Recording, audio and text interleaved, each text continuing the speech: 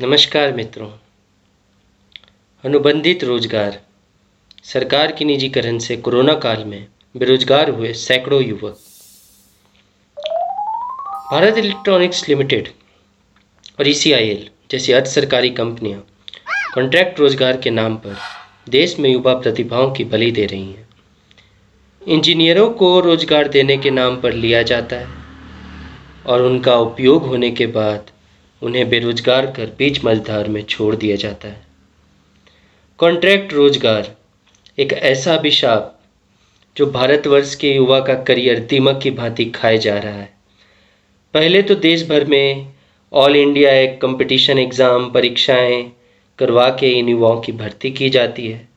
फिर उन्हें ऐसे मोड़ पर कंपनी से निकाल दिया जाता है जब उनको नौकरी की सबसे ज़्यादा ज़रूरत हो। इन सरकारी कहे जाने वाली कंपनियों के कारनामों से कई युवा इंजीनियर इस देश में डिप्रेशन में जाने को मजबूर हैं। वर्तमान सरकार ने भी पिछली सरकारों की तरह लाखों लोगों को रोजगार देने के इतने वादे किए, इतना कुछ कहा, पर वादा मात्र वादा बनकर रह गया। मामला उतने तक ही रुक जाता तो सैकड़ों युवाओं को डिप्रेशन में नहीं जाना पड़ता।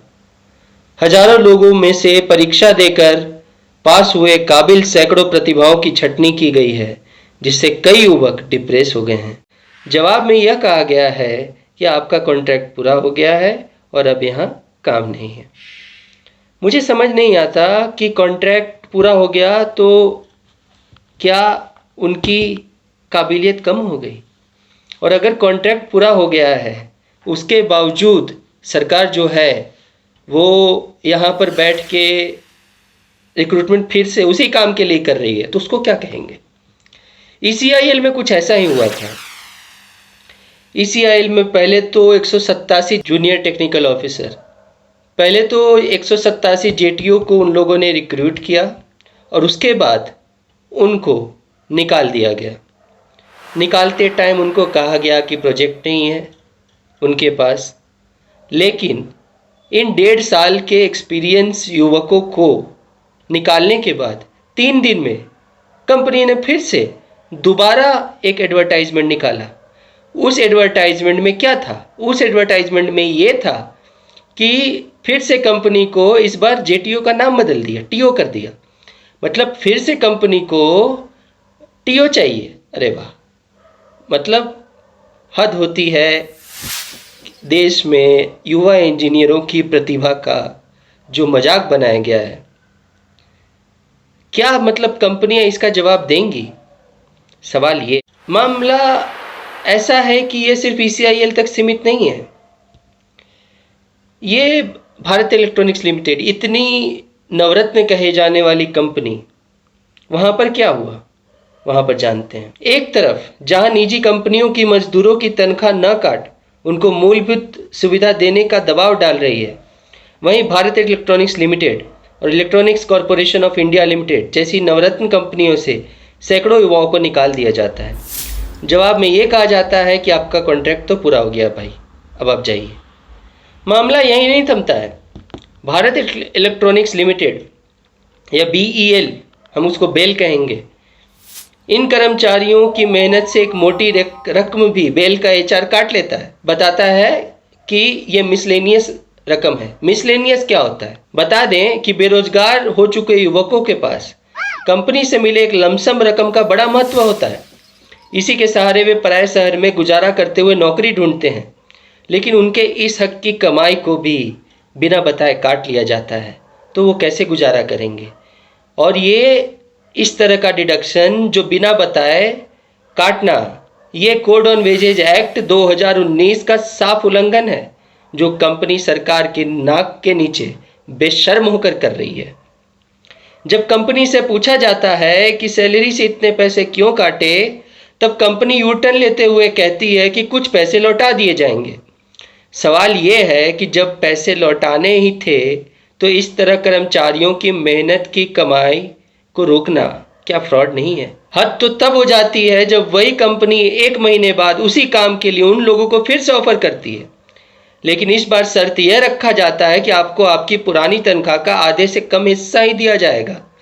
उनको कोरोना काल में ईवीएम पर काम करने के लिए बुलाया जाता है।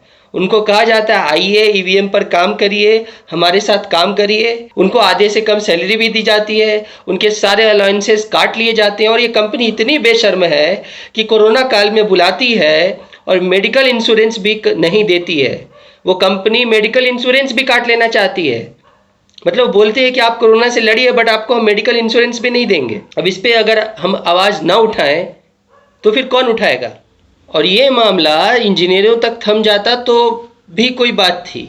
ये इंजीनियरों तक भी नहीं थमा है। ये सिर्फ पीएसयू में रॉट नहीं है, पीएसयू में सड़न नहीं है, ये सड़न आईआरसीटीसी में भी है, रेल मंत्रालय में भी है। रेल मंत्रालय में खबर मिली है कि 500 हॉस्पिटैलिटी सुपरवाइजरों को बस 1 महीने का नोटिस देकर यह कहा जाता है कि अब आपको निकाल दिया जाएगा। इन हॉस्पिटैलिटी सुपरवाइजरों ने प्रधानमंत्री को पत्र भी लिखा है, लेकिन क्या रेलवे इस पे संज्ञान लेगी? क्या सरकार इस पे संज्ञान लेगी? अगर हम इस मुद्दे को नहीं उठाएंगे तो कौन उठाएगा?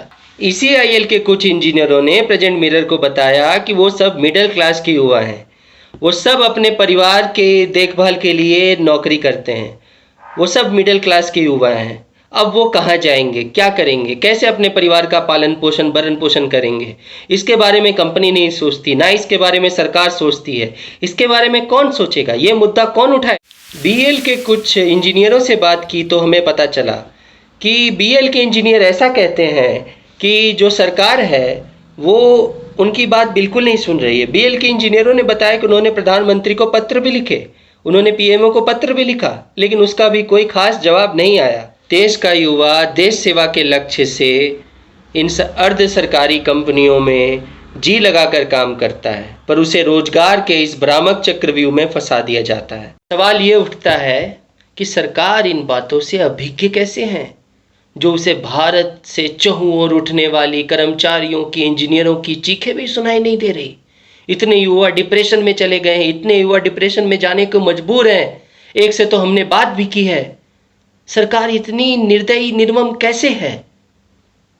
सरकार क्यों इनकी बातों को अनसुना कर रही है? क्यों इनके पत्रों को अनदेखा कर रही है? सरकार को जवाब देना होगा। सरकार को क्या हो गया है? क्या सरकार चाहती है कि इन कर्मचारियों में से, इन युवा इंजीनियरों में से अगला सुशांत सिंह राजपूत निकले? क्या सरकार इतनी निर्मम, इतनी निर्दयी है? अगर ऐसा नहीं है तो सरकार इन कंपनियों पर एक्शन क्यों नहीं लेती? अगर ऐसा नहीं है तो सरकार इन पर कार्रवाई क्यों नहीं करती? अगर ऐसा नहीं है तो सरकार क्यों नहीं बताती कि IRCTC 500 हॉस्पिटैलिटी सुपरवाइजरों को अचानक से क्यों निकाल रही है? सरकार को इन बातों का जवाब देना होगा। जहां पर एक तरफ प्रधानमंत्री मोदी बड़ी बड़ी बातें करते हुए ये कहते हैं कि सबका साथ, सबका विकास, सबका विश्वास, तो ऐसा नहीं है कि हमें उन बातों में विश्वास नहीं है, हमें विश्वास है और इसीलिए हम ये मुद्दा उठा रहे हैं।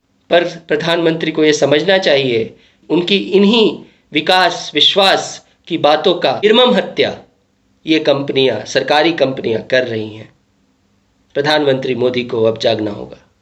धन्यवाद।